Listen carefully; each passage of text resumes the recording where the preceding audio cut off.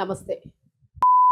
చెరువులో దూకి చేసుకున్న తేజస్విని కేసులోని రోజుకొక కీలక మలుపులైతే తిరుగుతూ ఉన్నాయి. రకరకాల విషయాలు బయటకొస్తూ ఉన్నాయి. సో దీని గురించి సమాజమే ఆలోచించడం కాకుండా అధికారులు కూడా చాలా కీలకమైన ఆధారాల కోసం కూడా సేకరిస్తున్నారు అనేదైతే ఇక్కడ అర్థమవుతూ ఉంది. మరి ఈ కేసులోని ఇంచుమించుగా కొంత డబ్బు కోసమే అమ్మాయిని అలా డైవర్ట్ చేశారు అనే వార్తలైతే ఇప్పుడు వెలుగులోకి వస్తూ ఉన్నాయి. సో అసలు ఏం జరిగింది అనేది మళ్ళీ ఒకసారి మనకున్న అప్డేట్ ఏంటనేది మాట్లాడదాం. సీనియర్ జర్నలిస్ట్ దాము బాలాజీ గారు, నమస్తే సార్. నమస్తే సార్, తేజస్విని కేసులోని అంటే అన్ని పోయి ఫస్ట్ మదర్ని అనుమానించారు, తర్వాత అమ్మాయి సైకలాజికల్ డిజార్డర్ అన్నారు, తర్వాత ఎవరో ఏదో బ్లాక్ మ్యాజిక్ చేసి ఉంటారని అన్నారు. సో ఇప్పుడు చూస్తే కేవలం డబ్బు కోసమే మొత్తం ప్లాన్ చేశారని అంటూ ఉన్నారు. సో అది సాధ్యమేనా? అసలు ఎట్లాగా దాన్ని ఇంప్లిమెంట్ చేశారు? అంటే లాస్ట్ ఫ్రైడే 15th నాడు సో పోలీసులు చాలా డీప్ గానే ఎంక్వైరీ చేశారు. ఇప్పుడు వాళ్ళు ఒక ఛానల్తో మాట్లాడారు. సిఐ ఆయన ఇన్వెస్టిగేటివ్ ఆఫీసర్ మాట్లాడాడు. ఆయన చాలా విషయాలు చెప్పాడు. ఇప్పటి వరకు మీడియాకి తెలియని అనేక విషయాలు ఆయన తమ ఇన్వెస్టిగేషన్ బయటకు వచ్చాయని చెప్పాడు. బేసిక్గా ఇప్పటి వరకు తల్లి మీద అనుమానం ఉంటే ఇప్పుడు తండ్రి మీద కూడా అనుమానం పెరిగింది. రెండవది, ఆ అమ్మాయి అకౌంట్లో 20 లక్షల పైన డబ్బులు ఉన్నాయని, ఆ డబ్బుల కోసం ఆమెను చంపారని కూడా ఒక వార్త వస్తుంది. అలాగే అజయ్ అని ఒక అతనితో ఈ అమ్మాయికి లవ్ అఫేర్ ఉందని కూడా ఒక వార్త వచ్చింది. వీటి అన్నిటి మీద కూడా ఆయన క్లియర్గా సమాధానం ఇచ్చాడు. సో ఇప్పటి వరకు ఇన్వెస్టిగేషన్లో ఏమేమి బయటపడ్డాయి, వాళ్ళు ఇన్వెస్టిగేషన్ ఎలా జరుగుతుంది, ఆ తల్లి తండ్రి వీళ్ళిద్దరిలో ఎవరు ఈ అమ్మాయి ఆత్మహత్యకి కానీ లేకపోతే హత్యకి కానీ కారణం, అట్లాగే అమ్మాయి ఎందుకు అర్ధరాత్రి దాటిన తర్వాత సడన్ గా న్యూట్ గా బట్టలు లేకుండా వెళ్ళడం, ఇవన్నీ ఎందుకు జరిగాయి అనేది ఆయన వివరించాడు. సో దీన్ని మనం చెప్పుకోవాలంటే ఫస్ట్ అమ్మాయి అర్ధరాత్రి అంటే అరౌండ్ 2:30కి అలాగా వస్తువులు ఇంట్లో కూడా ఆ రూమ్ లో కూడా వస్తువులు అంతా చిల్లవందరగా చేసింది తనే. తల్లేమో వేరే గదిలో పడుకొని ఉంది. సో ఉన్నట్టుండి ఈ అమ్మాయి లేచి చంద్రవందరగా చేసేసి కొన్ని వస్తువులు కింద కూడా అమ్మాయి పడేసి, దాని తర్వాత బట్టలు లేకుండా ఫస్ట్ ఫ్లోర్లో ఉండే పిల్లలు ఉన్నారు, 4 బ్యాచులర్స్ ఉంటారు. వాళ్ళు ఒక అబ్బాయి ఫోన్ మాట్లాడుతున్నాడు, తలుపు తెరిసే ఉంది. సడన్గా అమ్మాయి వాళ్ళ రూమ్లోకి దూరేసింది. దాంతో అతను చూసి షాక్ అయిపోయాడు, భయపడిపోయాడు. అసలు దెయ్యమా మనిషా ఏం అర్థం కాలేదంట అతనికి. 2:30కి ఆ టైంలో సడన్గా అమ్మాయి న్యూట్గా వచ్చేసరికి అతను భయపడిపోయాడు. దాంతో కేకలేసాడు, మిగతా వాళ్ళు లేసారు. ఆ కేకలు చూసి అమ్మాయి పక్కకి వెళ్ళిపోయి కిందికి వెళ్ళి తలుపు తట్టింది. అక్కడ వాళ్ళు తీయలేదు. దాంతో రోడ్డు మీదకి వచ్చేసి ఆ గుడి దగ్గరికి, ఒక పెద్ద గుడి దగ్గరికి వెళ్ళింది. అక్కడ తలుపు లాక్కేసి ఉన్నారు. మరో గుడి దగ్గరికి వెళ్ళి అక్కడ విగ్రహాన్ని చీరను లాగితే విగ్రహం కూడా వచ్చింది. అక్కడ నుంచి తీసుకొని పరిగెత్తింది. ఈ అబ్బాయి ఫస్ట్ చూశాడే, ఆ అబ్బాయి కూడా అరుస్తూ పరిగెత్తాడు ముందు. అందుకనే మనకి సీసీటీవీలో ఒక అబ్బాయి ముందుగా పరిగెత్తున్నాడు కదా, అబ్బాయి ఎవరో కాదు, ఈ రూమ్ లో ఉండే అబ్బాయి ఏంటంటే భయపడిపోయి రూమ్ లో నుంచి బయటికి పరిగెత్తాడు అరుచుకుంటూ. మిగతా వాళ్ళు తర్వాత పక్కింటికి వెళ్ళి ఓనర్ ఫోన్ నెంబర్ ఇవ్వండి అని ఆవిడ్ని లేపారు. ఆమె కిటికీలో తలుపు తీయకుండా ఆమె కూడా కిటికీలో నుంచి మాట్లాడింది. ఇలాగ ఫోన్ నెంబర్ ఇప్పుడు ఎందుకు, ఇప్పుడు ఓనర్ వస్తాడా రాడా, మీరు వెళ్ళి పడుకోండి అని ఆమె సలహా ఇచ్చింది. అయినా కూడా వాళ్ళు బయటకు వచ్చారు, ఎందుకంటే తమలో ఒకడు పారిపోయాడు కదా. సో అలాగా ఈమె ఎట్ట వెళ్ళిందో వీళ్ళకి తెలీదు.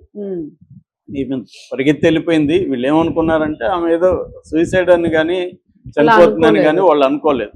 ఈమెకేదో అయింది, ఇలాగో పరిగెత్తింది అనుకున్నారు. తర్వాత వాళ్ళ అమ్మకి చెప్తే వాళ్ళమ్మ పోయిందిలే వస్తుందిలే అని ఆమె గమ్మునున్నా. సో ఇదంతా అయిపోయినాక ఎప్పుడో 8:30కి అలాగా పోలీసులకి తెలిసింది. నిజానికి 2:30కే వీళ్ళకి పిల్లలకి తెలిసి వెళ్తున్నట్టు. వాళ్ళు సరిగా డీల్ చేయలేదు అనేది అర్థమవుతుంది. భయపడి వాళ్ళు సరిగా డీల్ చేయలేదు. తల్లి ఏమో పట్టించుకోలేదు, పోతే పోతుందని. అంటే ఈ అమ్మాయికి ముందు నుంచి కూడా ఇలాంటి అటు ఇటు వెళ్ళిపోయే అలవాట్లు ఉన్నట్టుగా మనకు తెలుస్తుంది. ఇంకొక సీసీటీవీ ఫుటేజ్ కూడా పోలీసులు బయట పెట్టాడు. అందులో అమ్మాయి సూట్ కేసు పట్టుకొని అటు ఇటు తిరుగుతుంది.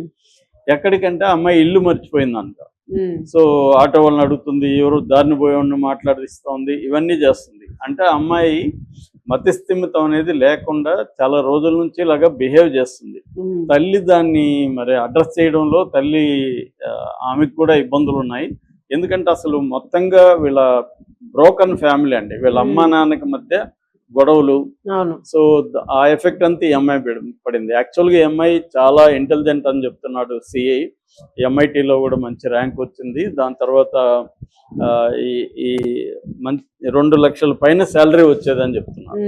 సో హైలీ ఇంటెలిజెంట్ అమ్మాయి.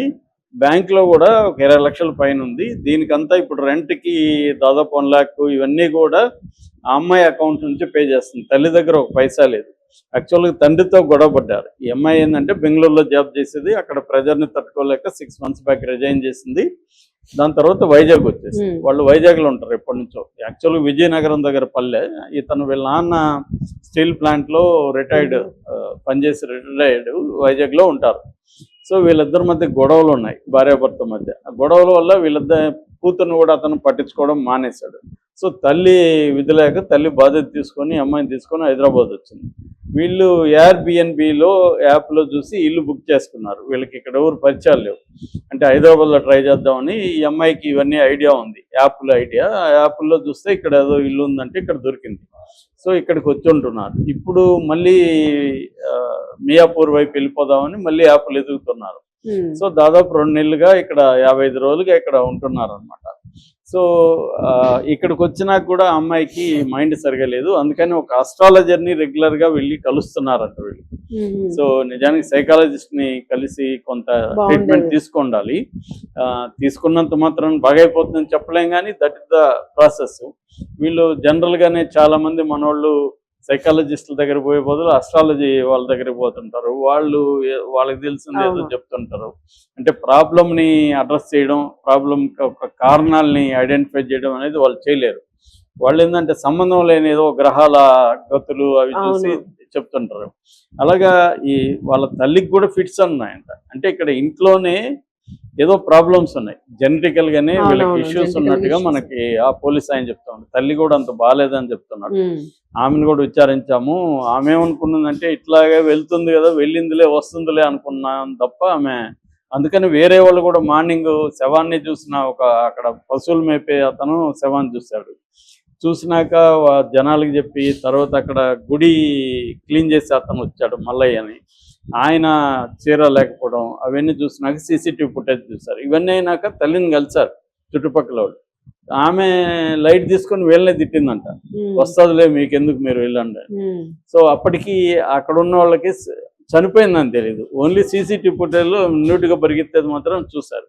చనిపోయిన తర్వాత తెలిసింది. పశువులు లేటుగా అక్కడ పశువులు కాపరి వెళ్ళారు. తెలిసిన తర్వాత పోలీసులకి ఫోన్ చేశారు. పోలీసులు 8:30కి అలా వచ్చారు. ఇప్పటికి అదేంటంటే బురద ఉంది చెరువు అంతా. సో అందువల్ల విగ్రహం శారీ మాత్రం బయటే ఉంది. ఇప్పటికి కూడా పోలీసులు, నిన్నటికి కూడా పోలీసులు ఆ శారీని తీసుకెళ్ళలేదు. సో సిఐ ఏమన్నంటే దాని అవసరం మాకేం పెద్దగా లేదు, విగ్రహం అయితే ట్రై చేసాం, అది లోపల ఉంది కాబట్టి మేము ఇంకేం చేయలేము, విగ్రహం ఇంకా దొరకలేదు విగ్రహం. సో అంటే వీళ్ళు ఇప్పటి వరకు పోలీసులు నిర్ధారించింది ఏంటంటే 20 లక్షల కోసమే హత్య జరిగిందనేది మా దృష్టికి అయితే ఏమి రాలేదు. ఆ 20 లక్షల కోసం ఎవరు అయితే హత్య అయితే కాదనేది వాళ్ళు డిసైడ్ చేశారు. హత్య జరిగినట్టుగా ఎటువంటి ఆధారాలు లేవు. ఈ 4 కులాలను కూడా మేము విచారించాము, వాళ్ళకి ఏమి తెలియదు ఇది. సో ఈ అమ్మాయి ఎవరితో కూడా అఫైర్లు ఉన్నట్టుగా ఏమీ లేదు. ఫోన్లో చాటింగ్ అవన్నీ కూడా మేము చూసాము. సో ఈ అమ్మాయికి బేసిక్గా మతి సరిగా లేదు, ఫియర్ ఫోబియా అని వాళ్ళ తల్లి అంటుంది. సో ఏదేమైనా అమ్మాయి మెంటలీ నాట్ సౌండ్. సో అందుకని పిచ్చిగా బిహేవ్ చేయడం అనేది చేస్తుంది. దాంట్లో నుంచి ఆ అమ్మాయికి ఆ రోజు కూడా ఏం చేస్తున్నాము అనేది స్పృహ లేదు. ఎక్కడికి వెళ్తున్నాం, వాళ్ళ రూమ్లోకి ఎందుకు వెళ్ళిందో అమ్మాయికి తెలియదు, పక్క రూమ్ పైకి ఎందుకు తలుపు తట్టిందో తెలియదు, కింద న్యూటికి ఎందుకు పరిగెత్తిందో కూడా అమ్మాయికి తెలియదు. అటువంటి ఒక కండిషన్ లోనే అమ్మాయి వెళ్ళింది. అది కూడా ఏం సంబంధం లేదని చెప్తున్నారు. అబ్బాయి అసలు దొరికాడా? వాళ్ళు ఎవరు భయపడుతున్నారు, అంటే దీంట్లో మళ్ళీ ఇరుక్కుపోతామేమో, మన మీద ఎవరు రావట్లేదు, మీడియాతో వాళ్ళు లేరు, అసలు ఖాళీ చేసి వెళ్ళిపోయారు. సో క్లియర్ గా ఏంటంటే పోలీసులు తేల్చింది ఇది క్లియర్ గా ఆత్మహత్య. కాకపోతే దీన్ని డీప్ గా పరిశీలిస్తే తల్లిదండ్రి బాధ్యత బలంగా ఉంది ఈ అమ్మాయి విషయంలో. అంటే తండ్రి వదిలేయడం, తల్లికి కూడా ఈ అమ్మాయిని టేక్ కేర్ చేసేంత పట్టు లేదు, నాలెడ్జ్ లేదు. రెండోది ఆమెకే హెల్త్ బాగాలేదు. ఫిట్స్ అవన్నీ ఉన్నాయి, ఆమెకే మానసికంగా ఆమె కూడా సరిగ్గా లేదు. సో ఇంకా ఎవరు ఈ అమ్మాయిని పట్టించుకోవాలి? అవును. అది మేజర్ గా మనకు కనబడుతుంది. అంటే మొత్తం ఇవాళ ఉన్న సిస్టము, జాబ్ ప్రెజరు. మొన్న కూడా మనం ఒక అమ్మాయి అవును. ఉద్యోగం పోయిందని దీక్ష దీక్ష చేస్తుంది కదా. అంటే అమ్మాయి చెప్తుంది కదా, యూరిన్ పాస్ చేయాలన్నా కూడా, బాత్రూమ్ పోవాలన్నా కూడా పర్మిషన్ తీసుకొని వెళ్ళాలి. నేను కూతురు బాగాలేదని 3 రోజులు రాకపోయేసరికి నా జాబ్ తీసేస్తారు. అవును. అంత ప్రెజర్ ఇవాళ ఐటీ సెక్టర్ లో ఉందన్నమాట.